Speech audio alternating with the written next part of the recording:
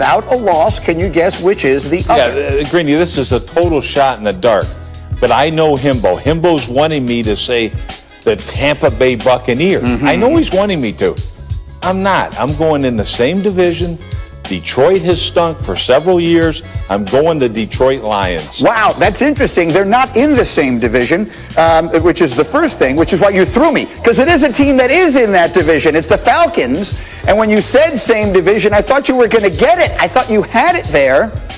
The Vikings. Oh, the same division as the Vikings. Right. I'm sorry. I thought you meant the same division as he's in now with the Buccaneers. He is 4-0 now against I'm devastated because I confused everybody. He is 5-0 against the Cowboys, 6-0 against the Vikings and the Falcons. It's well played. How did they get there? Let's show you. Yesterday, I had no chance with that Minnesota. question. No, that was an unfair question. But here comes Brady. Here we go. Oh, and his best friend's in attendance. Roger Goodell was there to watch the game. First quarter, Bucks 3rd and 3. And Dan, Brady just did not look good in the first quarter at all. Yeah, especially on 3rd down. He gets a little spot route. Gronk kind of pops wide open there and just oversails that run early to start that game.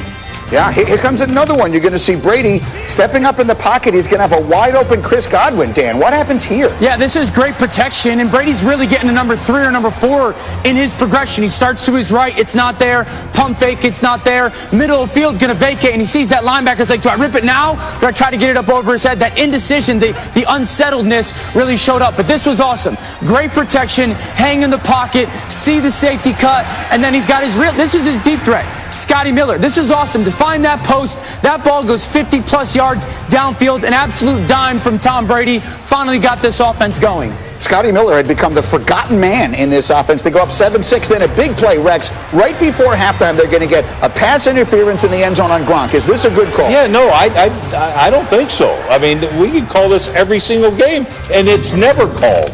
They would get a field goal out of it. 17-6 is your score. Same score in the second half. And you know what? They ran the ball, Dan. This is Shady McCoy. They ran it for 107. Yeah, Shady McCoy knows that play. A little bit of an inside zone. Get that defender to sync up. And then that wrap around the outside, and then that 12 personnel play action pass ball to Mike Evans. This is awesome because it comes out on time. One hitch, it's in between that safety coming over and that corner that's drifting in underneath. A perfect throw by Tom Brady, and then finish it off. Little flash fake, Gronk high in the end zone, touchdown Tampa Bay.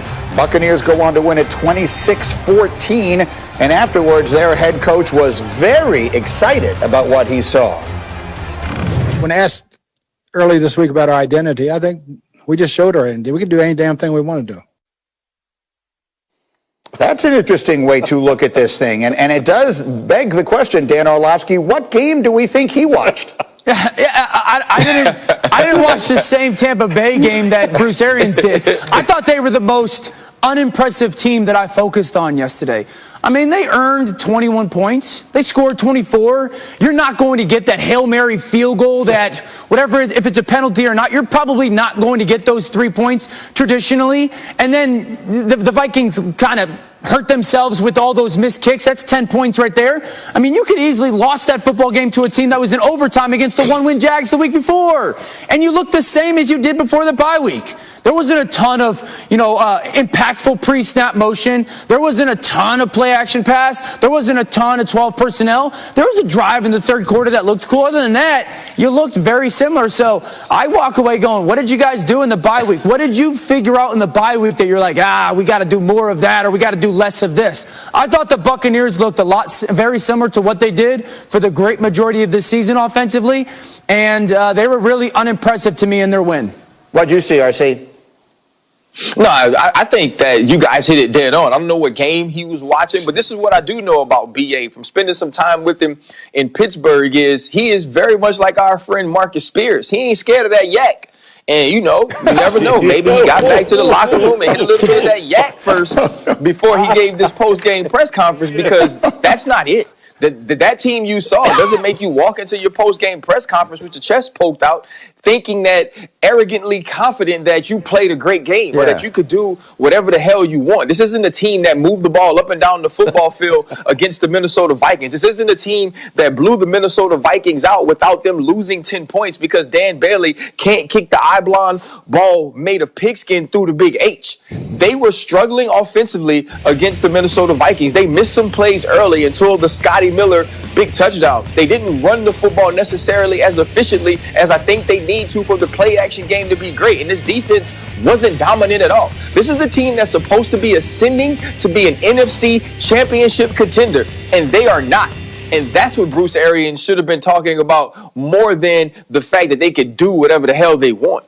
Now, to take the other side of it, Rex, I know there is something they did that you liked very much. Well, I actually like the fact they did at least attempt to run the football. So, and they got Brady under center some. So if there's a positive that way, let's face it, you know what they do over the bye week? They probably played a lot of golf. They wanted to play a little more golf than they did. But yes, no, none of us know what the hell Bruce is talking about. Maybe it's the fact that they did run the football a little more. And yes, he knows you're going to have to be balanced, especially, you know, going into this month and in the playoffs. So as you watch them, and again, we're going to get to some of the other teams. We've seen New Orleans, we've seen, and obviously New Orleans has beaten them twice this year, Green Bay and others. Is Tampa right now, that team you watched yesterday, are they a threat to make a deep playoff run? No, I don't see that. And let's face it, Dalvin Cook, you know, they ran the ball down their throat. And who outplayed who? If they had a kicker like, you know, look, bless his heart, he was a good kicker at once. But nobody cares who the hell you kick for, you know, before. Right. You got to do a job right now, and he didn't do it. And all the momentum you lose when you don't kick field goals. A quick final thought. Go ahead, Danny. I just think that there's nothing in this football team that makes me go, like, the expectations are Super Bowl. There's nothing in this football team that I go, that's a Super Bowl caliber performance or unit or identity. I don't see that at all with this football team. Very quickly, I'm being told in my ear that Doug Peterson has done a radio interview this morning. I'm just going to throw this in and says he has not made a decision yet on who his quarterback is going to be next week.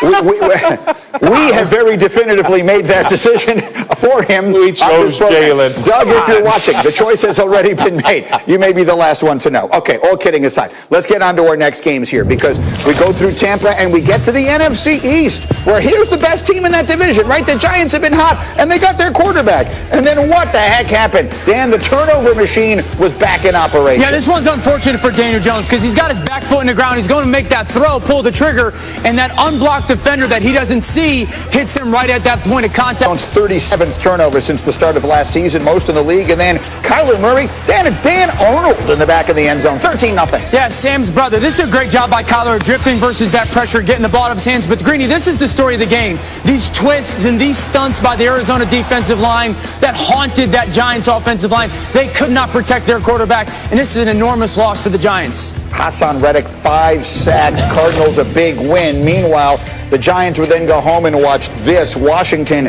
and San Francisco playing in Arizona. Here's a sight you never want to see, and that is Alex Smith injured on a play.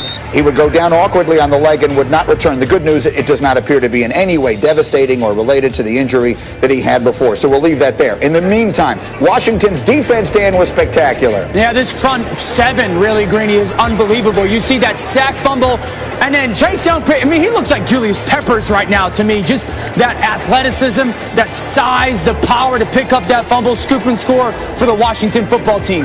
That was his first career TV. Then what does Nick Mullins do wrong here? Don't do it. Once your feet tell you you're late, don't do it. Don't do that late throw to that sideline. Those are cookies for the defense. Ryan Clark knows too well when that quarterback makes that decision and you're hanging out there with the flip in the end zone. This defense is turning people over and scoring. Washington, 2 defensive touchdowns in a game for the first time in 23 years. Then it's Dwayne Haskins playing. Candidly, there's no other way to describe it. He looked very bad yesterday. This probably should have been an interception. It's ultimately overturned.